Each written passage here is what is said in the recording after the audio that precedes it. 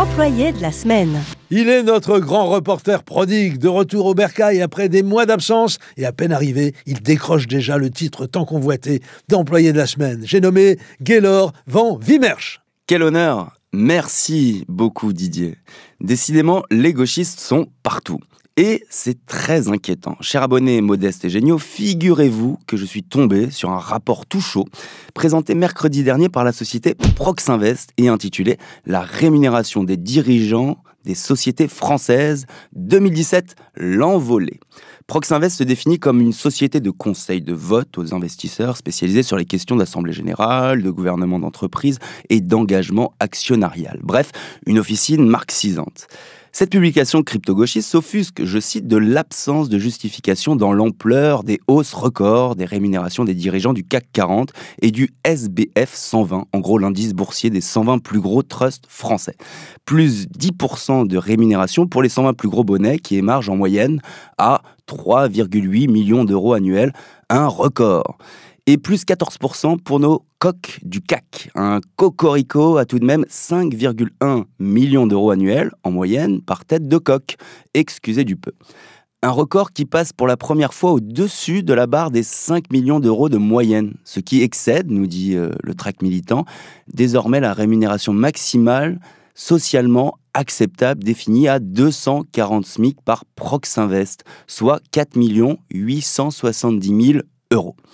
Mais là, c'est trop. L'indécence se situe effectivement au-dessus de 240 SMIC, cela paraît évident. Alors, que dire des plus grosses bourses de ce classement? Parmi elles, nous trouvons monsieur Bernard Charles. Ce nom ne vous dit rien? C'est le directeur général de Dassault Systèmes, un champion en parts variables, bonus annuel, jetons de présence, stock option et en actions gratuites qui culmine à 1740 SMIC par an, puisque c'est une unité de mesure, soit 24 600 000 euros.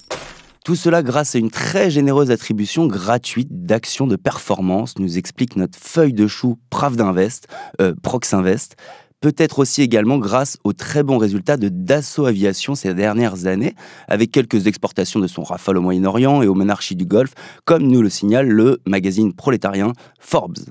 Écoutons plutôt le grand chef de ces pourfendeurs de la plutocratie du CAC 40, monsieur le directeur général de Proxinvest, Loïc Dessin. Vous avez des patrons qui vont voir leur rémunération augmenter alors que la performance est très mauvaise. Par exemple, chez Technicolor, Technicolor a des difficultés et pourtant l'augmentation de 2014 à 2017, c'est 36%. C'est beaucoup trop. Ah, ces gauchistes qui s'affublent d'un costard-cravate.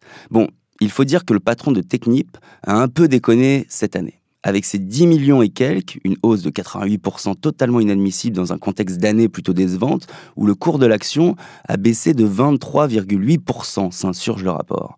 Petit profiteur, va. Retrouvons notre pinson Charlot en costard-cravate de Proxinvest, invité chez Éric Brunet sur RMC. 14%, c'est une augmentation énorme. Ça augmente aussi sur le long terme, mais en 2017, c'est vraiment colossal. Et on s'est interrogé effectivement à la justification d'une telle hausse. Et finalement, on a regardé les résultats des entreprises, la performance boursière, on a regardé ce qui s'était passé pour leurs salariés, et on ne comprend pas.